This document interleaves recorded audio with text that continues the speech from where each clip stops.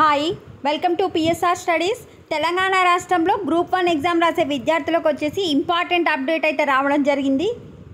వీడియోని తప్పకుండా లైక్ చేయండి, మీ ఫ్రెండ్స్కి కూడా షేర్ చేయండి. Very important update.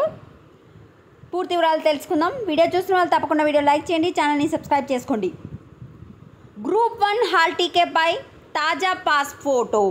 గ్రూప్ 1 పరీక్షకు హాజరవుతున్న అభ్యర్థులకు అలర్ట్. హాల్ టికెట్పై తాజా పాస్పోర్ట్ను తప్పనిసరిగా అతికించాలి. 3 నెలలలోపు దిగిన ఫోటో అయితే ఓకే, 3 months లోపు దిగిన ఫోటో మాత్రమే అతికించాలని చెప్తున్నారు. హాల్ టికెట్పై అభ్యర్థి తన ఫోటోను అతికించకపోతే పరీక్షకు అనుమతించరని టీఎస్పీఎస్సీ కార్యదర్శి నవీన్ నికోలస్ గుర్తు చేశారు. హాల్ టికెట్పై తప్పనిసరిగా 3 months లోపు దిగిన ఫోటోనైతే తప్పనిసరిగా మీరు ఫేస్ చేస్తేనే మిమ్మల్ని ఎగ్జామ్కి అయితే అలో చేయడం జరుగుతుంది. Passport, PAN card, voter ID, Aadhaar card, driving licence వంటి ఒరిజినల్ ఐడి కార్డులను చూపిస్తేనే పరీక్షా కేంద్రం లోపలికి అనుమతిస్తామని తెలిపారు.